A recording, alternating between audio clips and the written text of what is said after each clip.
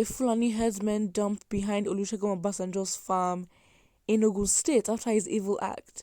The crisis between Fulani herdsmen and both the Yorubas and Igbos continues in Nigeria as many want them out of their states, which caused havoc in the community.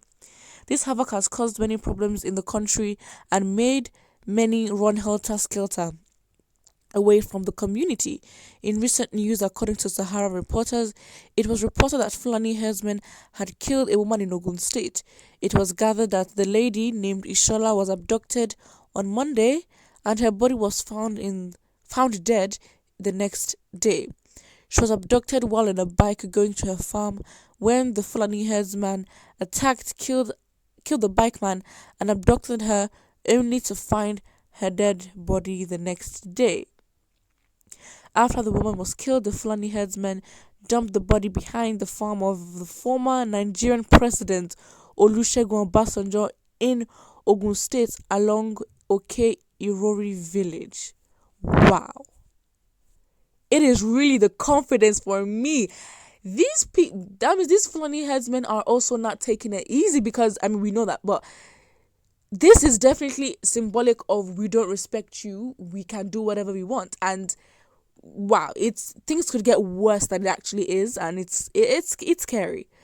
The search was done by the Oduduwa People's Congress, who helped search and discover the body.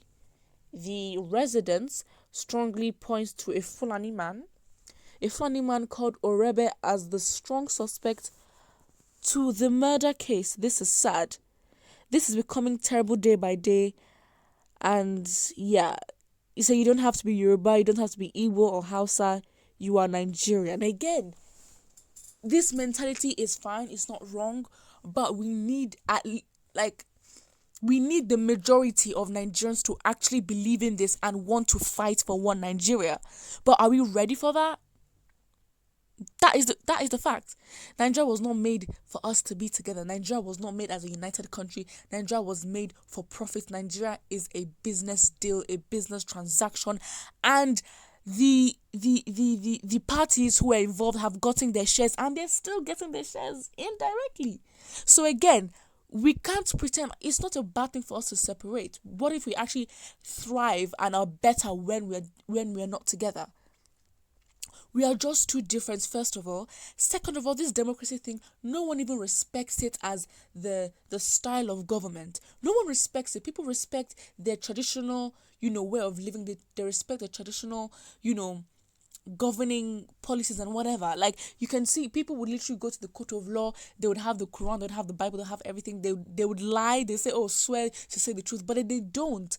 But then if you bring their traditional deities and tell them to swear in front of that to say the truth for whatever governing thing they want to do, you see people will actually be honest, because that's what they believe in. And that's the thing when it comes to government and the society has to come together, negotiate with the government and be like, this is what we want, this is how we are going to be led, this is what you're going to do, these are your responsibilities, these are our responsibilities, and it works. So when you actually go wrong, it's easy and it's not difficult to hold people accountable. That is what the problem is. We are not going to the place where we've all agreed that democracy is our thing and we want to hold each other accountable. We don't believe in it. Somebody says coming together is a dream that is not meant to be true. Absolutely. Absolutely. Someone here says nothing concerns us. Fulani must leave Yoruba land. The Yorubas must come home. We want the country Nigeria to be divided into 3 now, or else something big will happen, or you get ready to kill all the youth. Wow, this person is basically going in fire for fire. Too late to cry while the head is off. Absolutely, Nigeria is not meant to be together. I can't believe it took us this long. But then again, when I say when as if it's gonna happen, except something again we can't say never. What's the word? This phrasing, never say never. And so there might be a change. There might be this one thing that happens, and Nigerians are like, we want to be together, and then you understand that the common enemy is not themselves but the government. Because at the end of the day, the people from our own tribes are betraying us while in government. Our people are also betraying us in government. For each ethnic group in Nigeria, at least they have their representative. Whether it's a majority or minority, they have their representative, not being accountable to take care of their own people. Because again, because we're so divided, the getting into the presidential seat, is such a big deal, where it's like, okay, fine, you're going there for the selfish interest of your people only. It's not like a united thing. People are going there to see what they can gain and go back.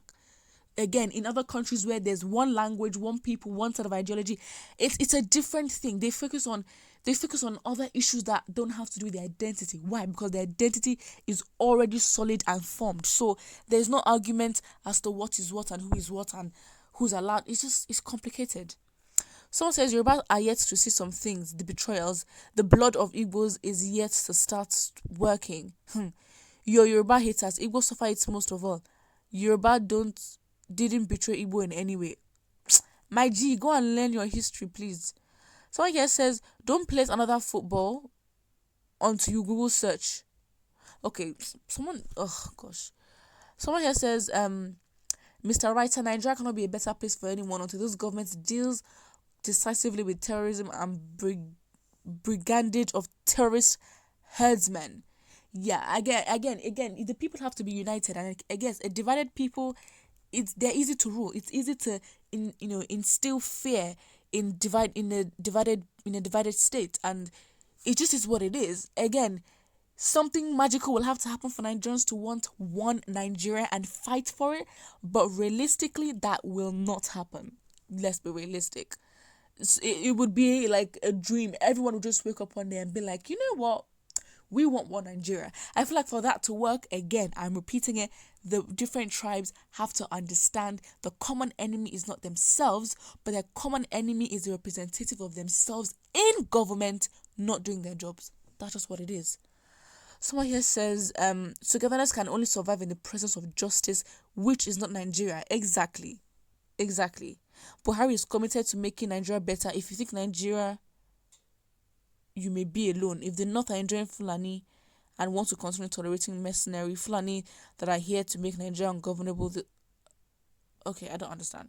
Someone here says, when he surprised to check this, he said, "Can my foot in Jos." People need to learn how to type. Another person here says, this is how they kill innocent people and their families. And people have the balls, exactly, to defend inhumane, callous murderers who go about perpetrating evil and calamity. They should go home and kill their brothers and rape their sisters. But that's the thing. The fact is, it should never have escalated to a tribalism issue. The fact is, when the crime is made, no matter who the person is, justice must be served. And of course, the justice has not been served for so many times, and it's just so consistent that the people are so frustrated and they lack trust in their government, so they have no choice but to put matters into their own hands. Would you blame them? Absolutely not.